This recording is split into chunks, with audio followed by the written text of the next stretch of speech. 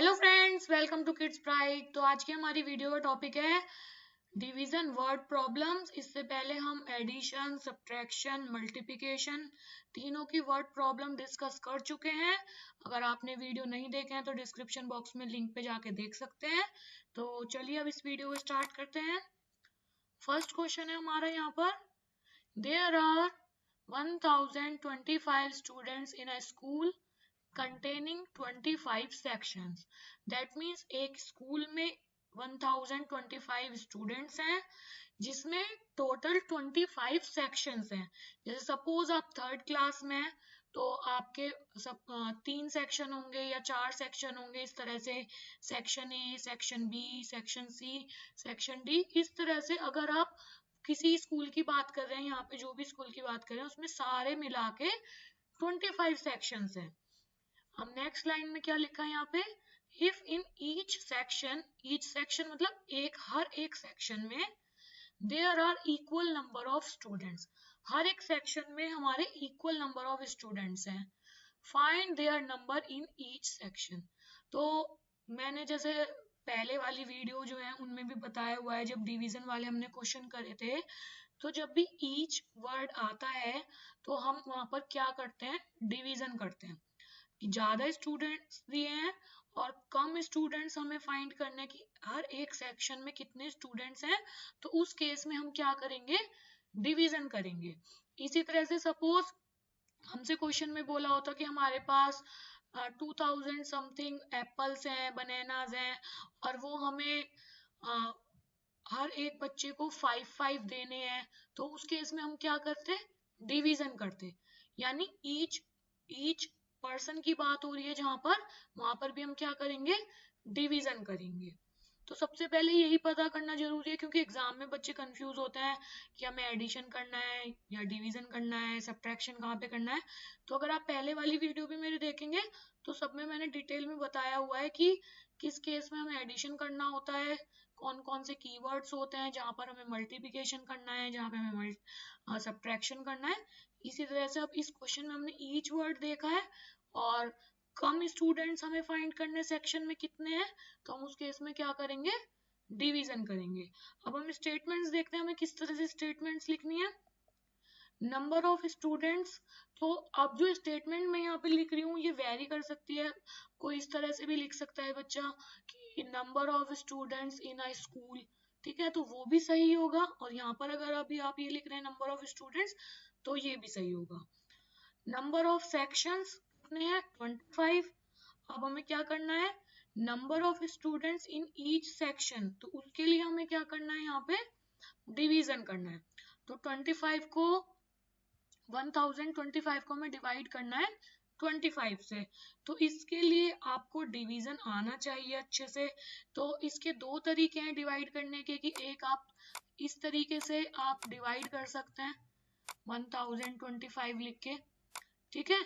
जैसे आप 25 का टेबल लिख सकते हैं, जैसे 25 फिर 50 फिर 75 फिर 100, इस तरह से आप 25 का टेबल लिख सकते हैं और डिवाइड कर सकते हैं। एक तरीका तो ये है कि 25 4 आर 100 और इसको हम सब्ट्रैक्ट करेंगे तो 2 बचेगा और 5 हम ऊपर से उतारेंगे तो 25 1 आर 25, तो हमारा आंसर क्या आ जाएगा, 45।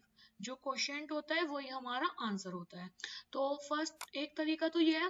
दूसरा तरीका होता है कि हम इसको डिवीजन में लिख सकते हैं 1025 डिवाइड बाय 25।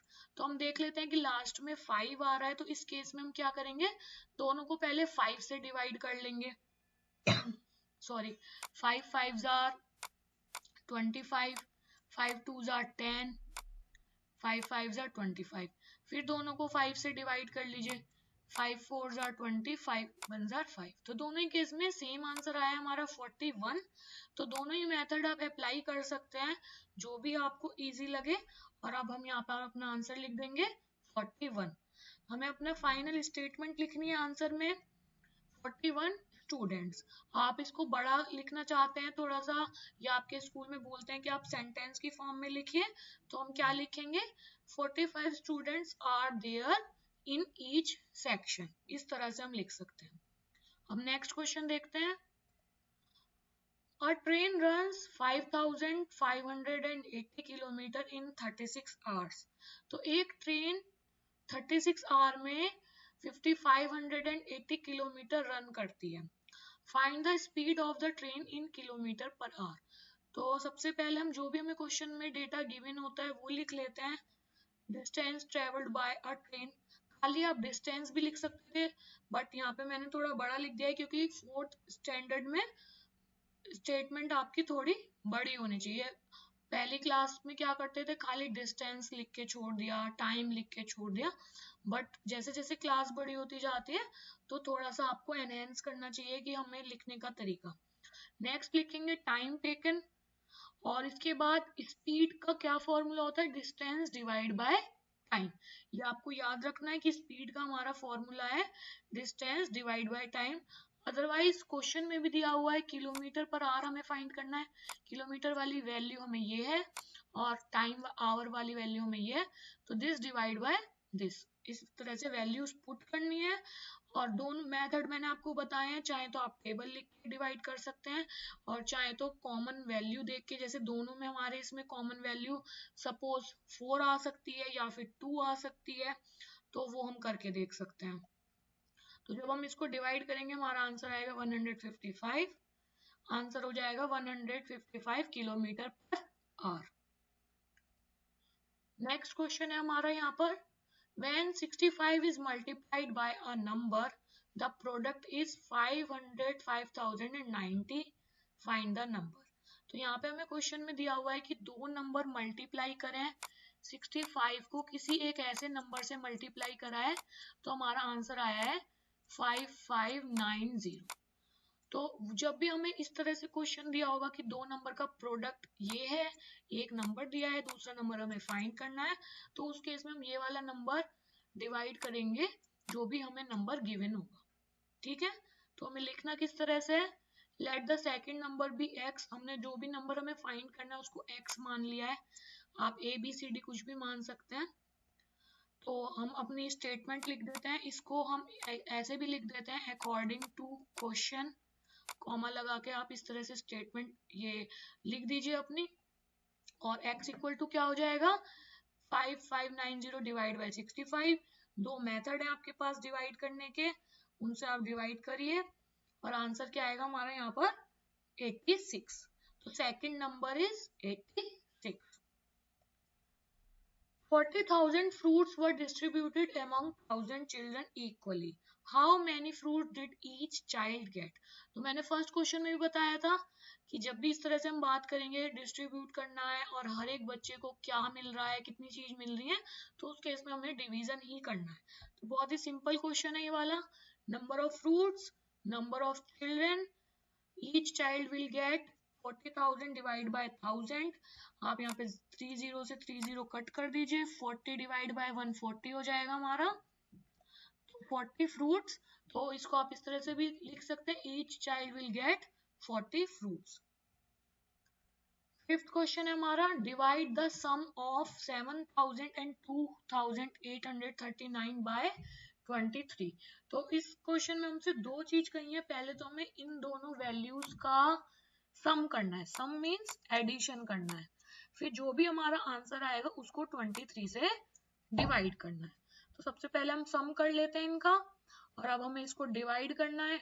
डिवाइड करने पे जब पूरा पूरा डिवाइड नहीं होगा, क्वोशिएंट भी आएगा हमारा और रिमाइंडर भी बचेगा, तो ये हम इस तरह से आंसर में लिख देंगे।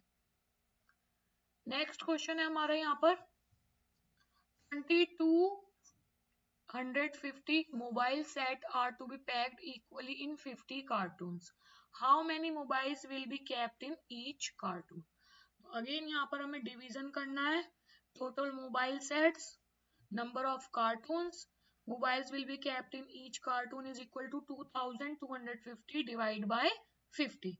यहाँ पर मैं एक चीज और बताना चाहूंगी कि आप इस तरह से भी लिख सकते हैं 2250 डिवाइड बाय 50।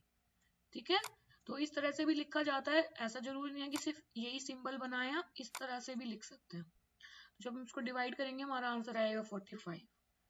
आंसर में हम क्या लिख देंगे, 45 मोबाइल्स, या फिर हम लिख सकते हैं 45 mobiles will be kept in each cartoon. Thanks for watching kids pride. I hope मेरी वीडियो आपको पसंद आई होगी। वीडियो पसंद आई हो तो प्लीज इस चैनल को सब्सक्राइब कीजिएगा और वीडियो को लाइक कीजिएगा और ज्यादा से ज्यादा अपने फ्रेंड्स को शेयर कीजिएगा। Thank you, bye bye.